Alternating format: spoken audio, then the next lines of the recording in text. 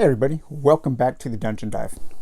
Alright, so this is just going to be a kind of a brief topic video on managing disappointments.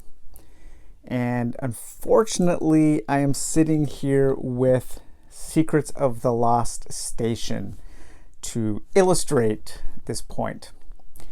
What this video is not, this is not going to be a negative review of Secrets of the Lost Station. Not even close.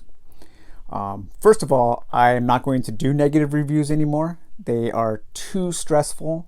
I spend a bunch of time defending my opinion from the defense force, from the people who love the game, and I don't have fun doing negative reviews. I have way more fun, singing the praises of something than I do talking about its negative aspects. And secondly, I don't think Secrets of the Lost Station is a bad game at all. It actually seems like a very well-made game. The rules are well written. The components are very nice. There is an absolute ton of stuff in this game. Hundreds of hours, 95 or so missions, just all kinds of stuff. What I don't think this game is a good follow-up to Secrets of the Lost Tomb. I don't feel like it's a good sequel to Secrets of the Lost Tomb, and in that I was disappointed. I was talking to a buddy of mine online today, and I used this analogy. I'm not making a judgment call on either of these movies, but imagine if Star Trek: The Motion Picture was presented as a sequel to Star Wars. Okay, both of those things are good in their own right, but they are very different. If you went and saw Star Wars and you loved it for the things that made it Star Wars, and then the sequel was Star Trek: The Motion Picture, you would wonder what happened, because those are two wildly different movies. Both have great things about them. I like both. But for one to be presented as a sequel, you would really have to use your some mental gymnastics to see how the two are connected. And I do feel like Secrets of the Lost Station is such a different game than A Lost Tomb. I mean, it is wildly different that I'm not having any fun with this at all. I am super disappointed in this, even though it's a good game. And let's just talk a little bit about disappointment, because that happens. Not every game can be for everybody. I hate that phrase. I hate when people say when you don't like something and they're like, well, it's not for everyone. Because that usually means something like, well, I like it, so I'm better than you, or you just don't get it. No, it's just, it's perfectly okay to be disappointed with something. Now, I was anticipating this game for almost, it feels like 2 years or so. It is the follow-up to Secrets of the Lost Tomb, which of course is, as some of you know, it's my favorite game of all time. I adore Secrets of the Lost Tomb. I'm actually going to redo my video on that, because I don't think my video did it justice. I didn't like the way I filmed it. I had this weird filter on the iPhone to make it look widescreen, and yeah, so I'm going to be redoing my video series on Secret of the Lost Tomb. Because of how much I love that game, I really want to do it justice. I played Secrets of the Lost Station for about 5 or so hours the last couple days. I've made it through like 4 different scenarios.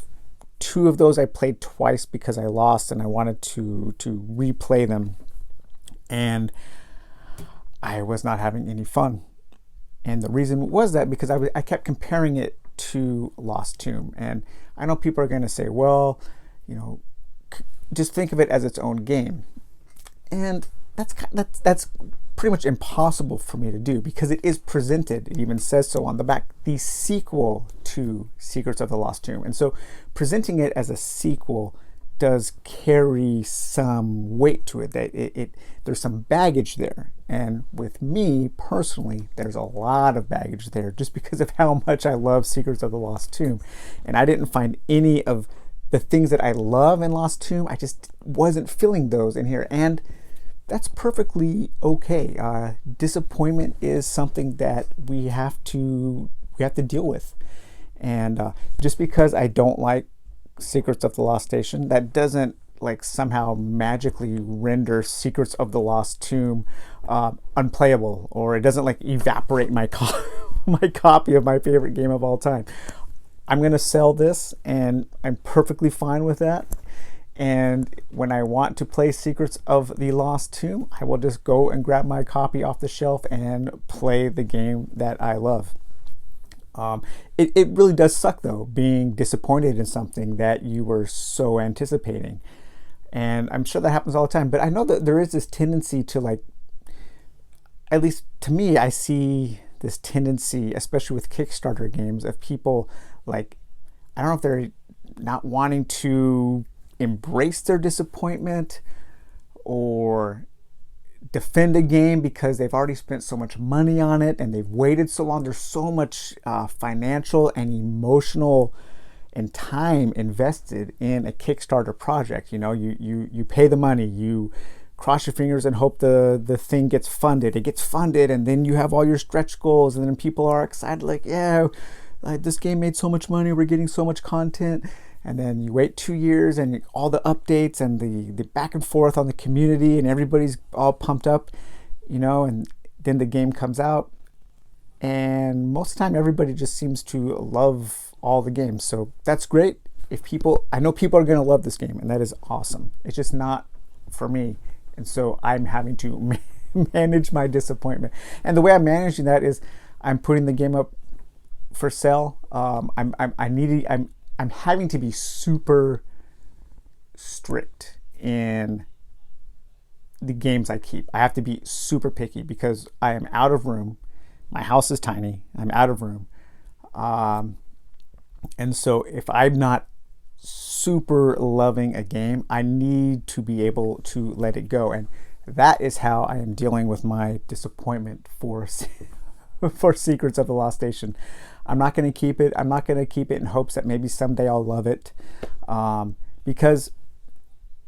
Mainly because Secrets of the Lost Tomb still exists. That is still a game that I can love and play all the time. And I don't need to try to force myself to find my fun with this game.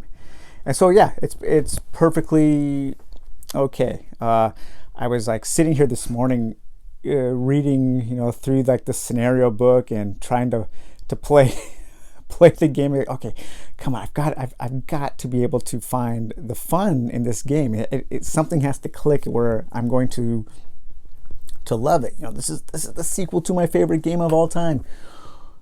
Where is that? And it just dawned on me that I just realized that, you know what? I don't need to love this. I can let it go.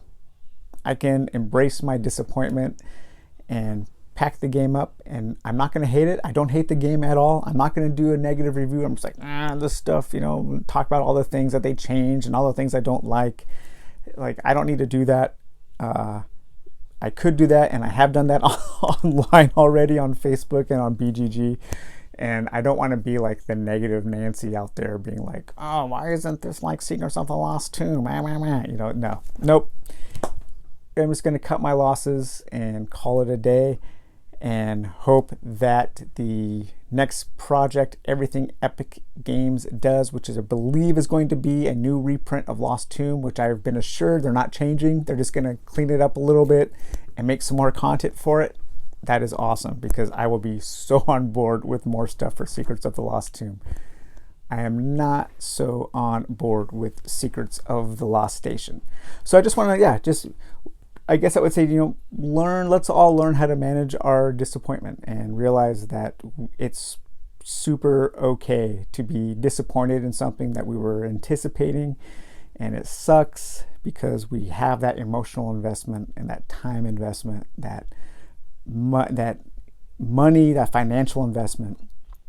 But you know, there are so many things competing for our time these days, right? In this modern like world that we live in, at any given moment, I have a dozen different board games I could play, video games I could play, albums I could listen to, books I could read, music I could be making, things I could be writing, things I could be filming.